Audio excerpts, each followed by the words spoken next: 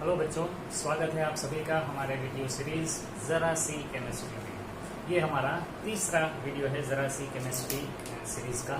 पिछले वीडियो में हम लोगों ने सीखा था अल्काइल शिफ्ट। अब हम लोग सीखने जा रहे हैं phenyl shift. Phenyl shift, suppose this is carbon which is having 3 phenyl groups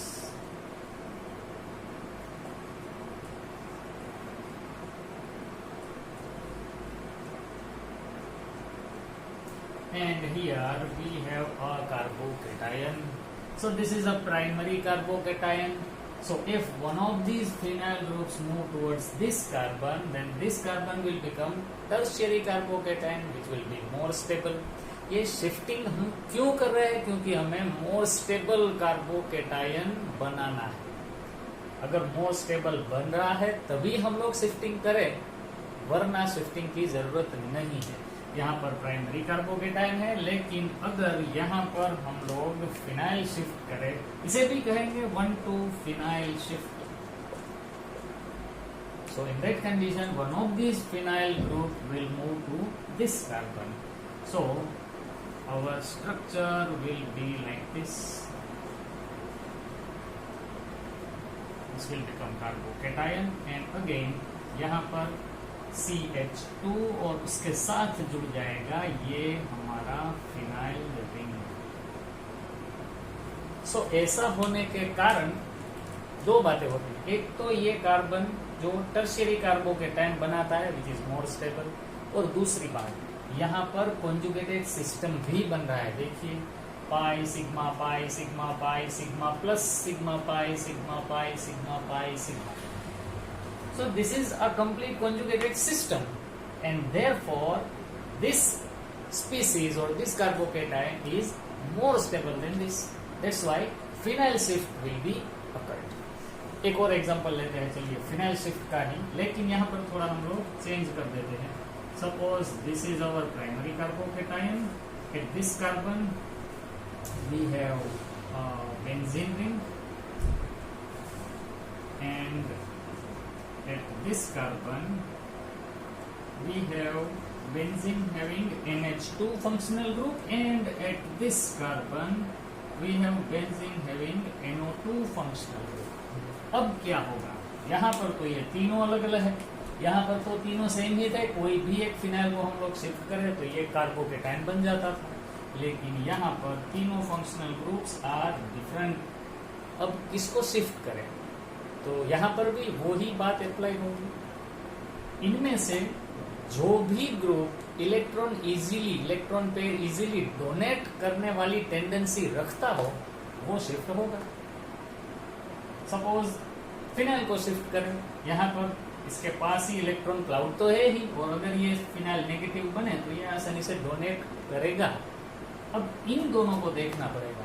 यहाँ पर NH2 फंक्शनल ग्रुप है, nitrogen is having 1 lone pair, so it will produce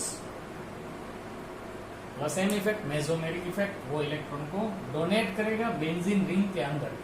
That means electron density on benzene ring will increase, और यहाँ से भी अगर ये electron pair लेकर निकले तो यहाँ पर ज्यादा इलेक्ट्रॉन डेंसिटी बनती है।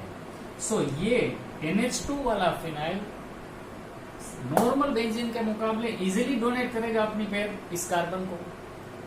तो ये फिनाइल तो नहीं शिफ्ट होगा, ये NH2 वाला फिनाइल शिफ्ट हो सकता है, लेकिन अभी हमें ये ऑप्शन भी चेक करना है। यहाँ पर ये NO2 फंक्शनल ग्रुप है। अगर आप ध्यान से देखें तो याद कीजिए NO2 में इस तरह से होता है, ये नेगेटिव और ये पॉजिटिव। इस नाइट्रोजन के पास एक भी लोन पेयर नहीं है, therefore it is -M producing group. ये +M करता था, ये -M कर रहा है। दैट मीन्स इलेक्ट्रॉन पुल कर रहा है बेंजीन रिंग में से। अगर ये इलेक्ट्रॉन को पुल करे तो बेंजीन रिंग में से तो इलेक्ट्रॉन की डेंसिटी डिक्रीज होगी, और इस हिसाब से अगर ये इलेक्ट्रॉन पेयर यहाँ से ले तो ये आसानी से इसे डोनेट नहीं कर पाएगा। दैट मीन्स कौन सा फिनाइल ग्रुप शिफ्ट होगा? +M इफेक्ट वाला कोई फंक्शनल ग्रुप जो फिनाइल के साथ जुड़ा हुआ हो वो फिनाइल ग्रुप shift होगा। This phenyl group will shift to this carbon. So our new stable carbocation will be like this. This is our tertiary and here it is benzene. Here there is benzene ring having NO2 functional group and इस carbon के साथ जुड़ेगा हमारा ये carbon NH2 होगा। तो ये हमारा बन गया tertiary carbocation and which is also having conjugated system, so it is comparatively more stable then this carbocation. तो यहाँ पर ये बात हमें याद रखनी है कि अगर तीनों फिनाइल ग्रुप हो और जिसके साथ कुछ फंक्शनल ग्रुप भी जुड़े हुए हो तो उस कंडीशन में हमें कौन से फिनाइल ग्रुप को शिफ्ट करना होगा जो आसानी से, एक ही बात याद रखनी है, जो आसानी से इलेक्ट्रॉन पेयर डोनेट कर सके उसे ही हमें शिफ्ट करना है। इलेक्ट्रॉन डोनेशन की टेंडेंसी जिसकी ज्यादा हो उसे हमें शिफ्ट करना है। तो इस हिसाब से हमारे पास ये तीनों फंक्शनल ग्रुप को हम लोग अरेंज करें। यहाँ पर मैं आपके लिए लिख देता हूँ, the tendency to donate electrons for NH2 will be maximum, उससे थोड़ी कम होगी ये नॉर्मल फिनाइल की और सबसे कम होगी NO2। इलेक्ट्रॉन विड्रॉइंग ग्रुप अगर जुड़ा हुआ हो तो वो इलेक्ट्रॉन डोनेट कम करेगा। तो यहाँ पर हम लोगों ने सीखा कि बेंजीन रिंग अगर जुड़ी हो और उसका शिफ्टिंग हो तो किस तरह से हम लोग शिफ्ट करें। पिछले वीडियो में हम लोगों ने एक सीरीज लिखी थी, अब आप खुद से दो बात उसमें जोड़ दीजिए।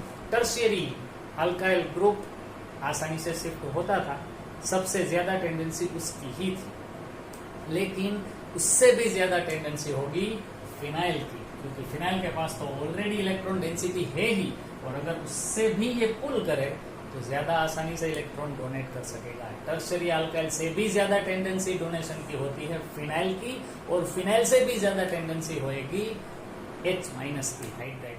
तो सबसे आसानी से शिफ्ट होता है हाइड्राइड, उससे थोड़ी कम आसानी से फिनाइल में भी ये ऑर्डर है और उसके बाद अल्काइल का ऑर्डर तो आपको पता ही है।